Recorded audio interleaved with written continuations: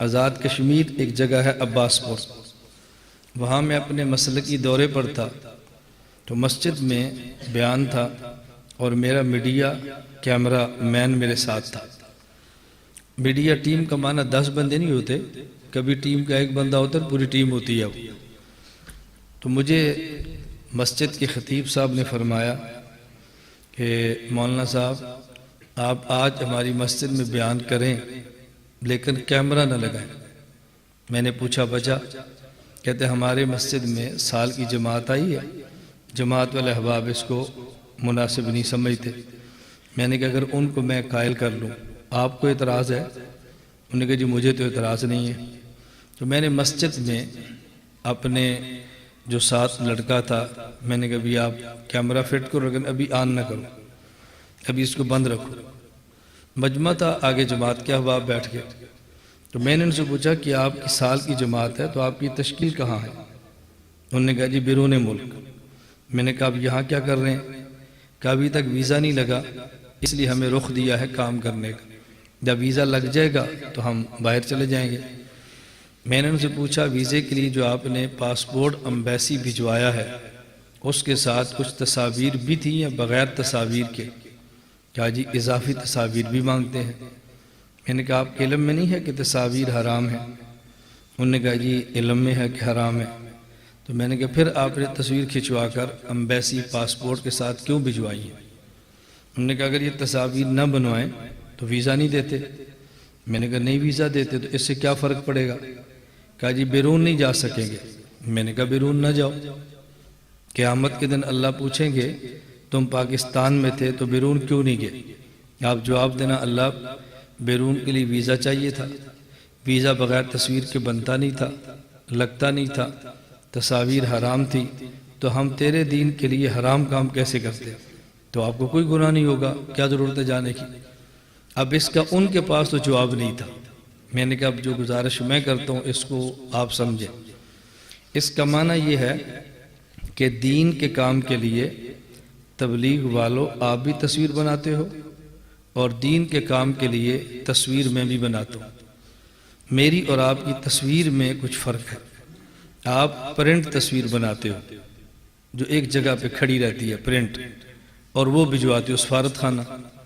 میں پرنٹ تصویر نہیں بنا رہا، میں ڈیجیٹل متحرک تصویر کیمرے کی ویڈیو میں بنا رہا ہوں، اور پرنٹڈ تصویر کو سب حرام کہتے ہیں، ڈیجیٹل کو کوئی حرام کہتا ہے اور کوئی نہیں کہتا۔ تو جس کی حرمت پر اتفاق ہو وہ بڑا حرام ہوتا ہے اور جس کی حرمت میں اختلاف ہو وہ چھوٹا حرام ہوتا ہے۔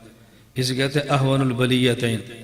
میں بہت ساری باتوں کا ترجمہ نہیں کروں گا کہ علماء کا اجتماع ہے، اس لیے ہم نے کئی بار کہا علماء کا اجتماع ہے تو علماء ہی آیا کریں، کسی اور ساتھی کو بات سمجھ نہ آئے تو گلہ نہ کریں۔ میں نے کہا ہماری تصویر حرام، آپ کی بھی حرام، لیکن آپ والی کی حرمت پر اتفاق ہے، ہماری والی کی حرمت پر اختلاف ہے۔ جہاں حرمت میں اتفاق ہو وہ سخت حرام ہوتا ہے بڑا، اور جس پہ اختلاف ہو وہ چھوٹا حرام ہوتا ہے۔ تو حرام کام آپ بھی کرتے ہیں اور میں بھی کرتا ہوں، آپ بڑا حرام کرتے ہیں اور میں چھوٹا حرام کرتا ہوں۔ پھر آپ کی تصویر سفارت خانہ پڑی رہتی ہے اور آپ انگلینڈ، امریکہ، یورپ باہر جاتے ہیں، اور میں سرگودہ رہتا ہوں، اپنی تصویر کو امریکہ، کینیڈا، یورپ، انگلینڈ بھجوا دیتا ہوں۔ تو کام تصویر سے آپ بھی لیتے ہیں اور میں بھی لیتا ہوں۔ فرق یہ ہے کہ آپ کی تصویر آرام کرتی ہے، آپ مشقت برداشت کرتے ہیں، اور میں خود آرام کرتا ہوں، تصویر کو مشقت برداشت کرتا ہوں، اس کو دوڑاتا ہوں۔ اور پھر آپ تصویر کھنچواتے ہیں، خود جاتے ہیں، ایک بندے کو ملتے ہیں، 2 کو ملتے ہیں، 3 کو ملتے ہیں، اور میں جب کھنچواتا ہوں تو صرف میری واٹس ایپ سروس سے 80,000 بندہ لیتا ہے تصویر، 1.25 لاکھ سے زیادہ فیس بک پہ لیتے ہیں، پھر گروپ در گروپ چلتی ہے۔ تو آپ تصویر کھنچوا کر ایک بندے کو دین کی بات بتاتے ہو، اور میں تصویر کے ذریعے ایک بندے لاکھ بندے کو بتاتا ہوں، تو آپ کا حرام بھی بڑا ہے، آپ متقی ہیں، میرا حرام بھی چھوٹا ہے، میں فاسق ہوں۔ تصویر سے آپ نے کم تھوڑا لیا ہے، آپ بہت نیک آدمی ہیں، میں نے زیادہ کام لیا ہے تو میں برا آدمی ہوں، آپ دائی ہیں اور میں شرارتی ہوں، یہ فرق مجھے آپ سمجھاؤ۔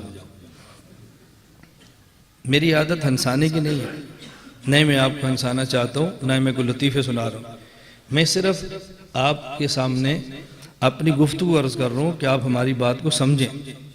یہ جو خسر پھسر ہے یہ ختم ہو. آپ اہل علم ہیں, آپ کو دیانت سے کام لینا چاہیے. علماء کی شان کے لائق یہ باتیں نہیں ہیں جو ہم نے سلسلہ کیا ہوا ہے. اب اس کا مجھے کوئی جواب نہیں ملا. میں ایک بار کیا گزشتہ سال کی بات ہے, میرا سفر تھا ہانگ کانگ کا. ہانگ کانگ یار میرا بیان تھا. اس بیان میں کیمرہ تھا.